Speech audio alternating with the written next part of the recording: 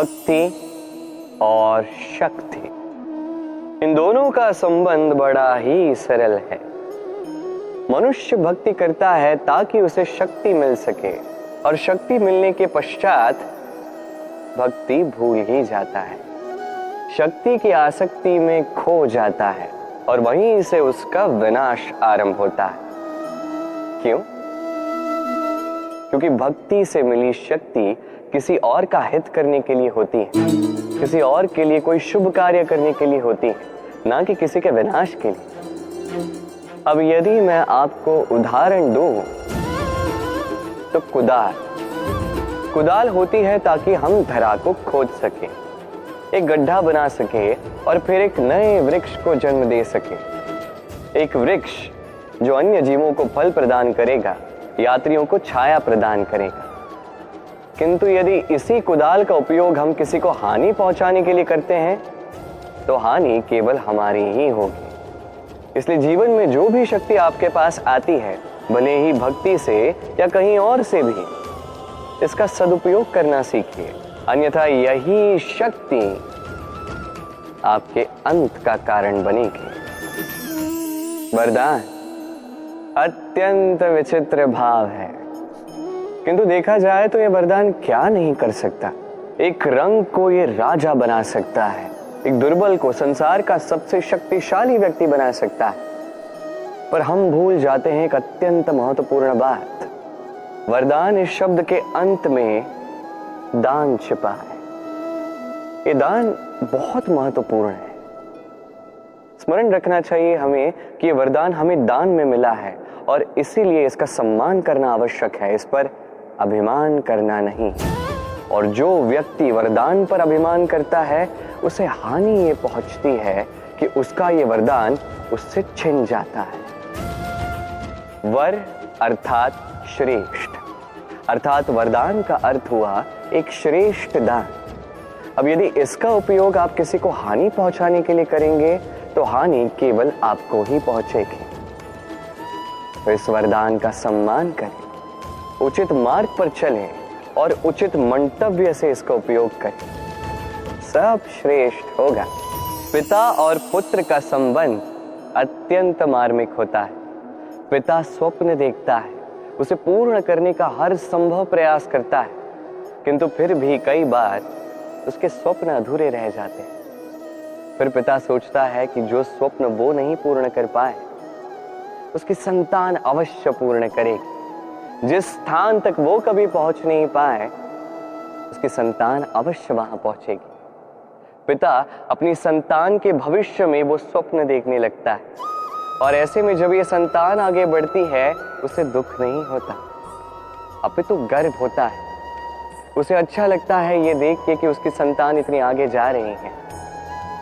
किंतु जब संतान अपने ही अभिभावक की शक्ति से, उसके यश से ईर्ष्या करने लगती है, समस्या वहां उत्पन्न होती है। इसलिए हर संतान को यह स्मरण रखना होगा। देखिए, पुत्र होने के नाते, एक संतान होने के नाते आपका यह अधिकार है कि आप अपने पिता से बहुत आगे जाएं। आपके पिता भी यही चाहते हैं, परंतु स्वस्थ रूप में ये कीजिए।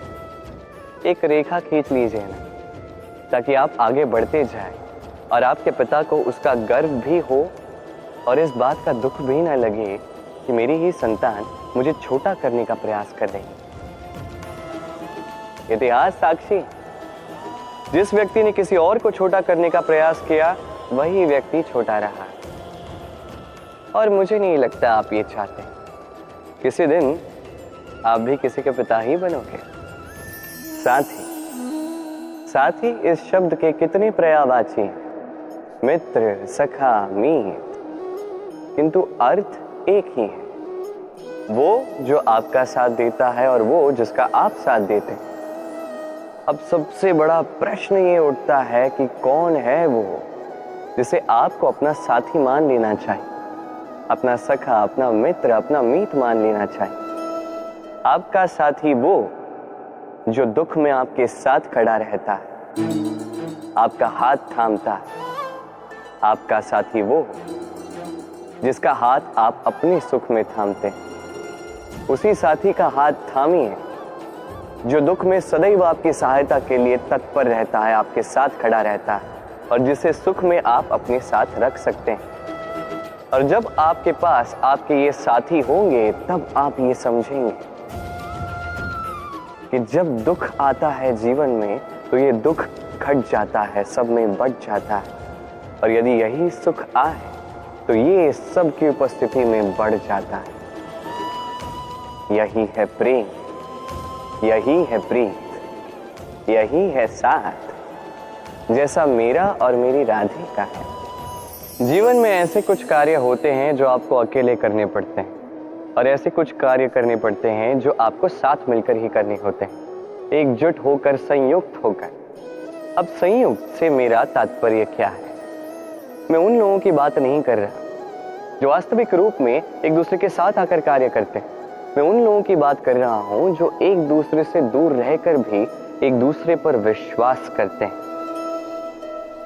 मैंने पहले भी कहा था, समस्त विश्व की आस विश्वास में ही वास करती है। क्यों?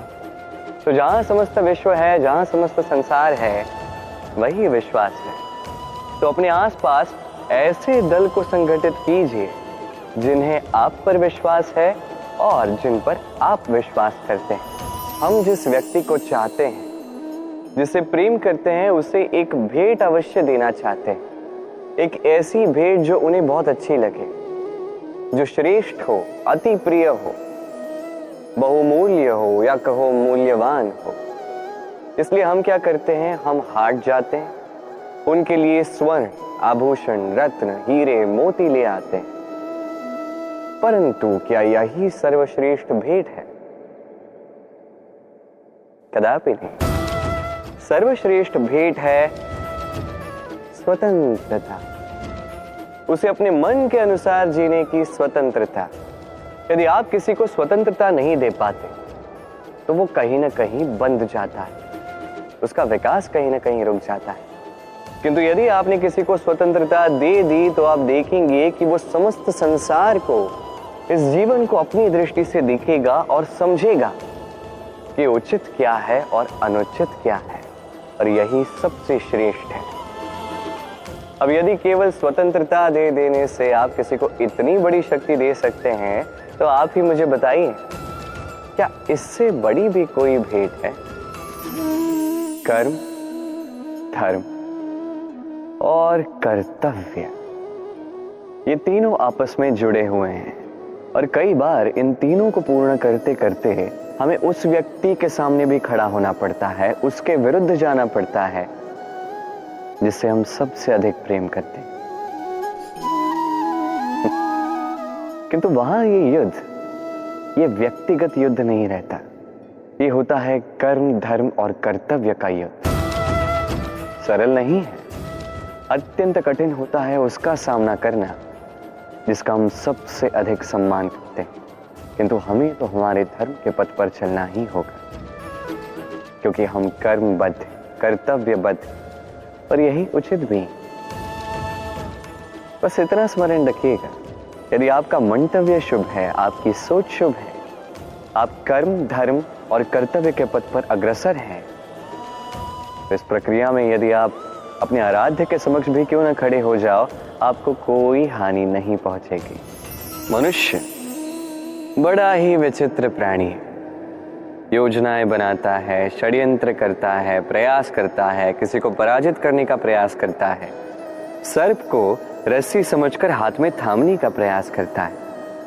किंतु एक बात समझ ही नहीं पाता, समय का ये सर्प ये हाथ में थमता ही नहीं, और जो किया है वो पुनः लौट के आएगा आप ही के समक्ष। देखिए, इससे कोई अंतर नहीं पड़ता कि आप कुम्हार के पुत्र हो या कृष्ण के पुत्र हो। यदि आप अनुचित कर्म करोगे तो आपके साथ भी अनुचित ही होगा, अशुभ कर्म करोगे आपके साथ अशुभ ही होगा। कुरुवंश अत्यंत महान वंश था। कुरुवंश क्या हुआ उसके साथ? पूरा का पूरा वंश बह गया। कारण उनका मंतव्य अशुभ था। वहीं 5 वनवासी पांडव महाभारत जीत गए। कारण उनका मंतव्य शुभ था। स्मरण रखिएगा, शुभ की अग्नि जलाओगे शुभ का ही तप पाओगे, अशुभ की अग्नि जलाओगे नरक में ही जलोगे। तो आइए और मेरे साथ प्रेम से कहिएगा, राधे राधे।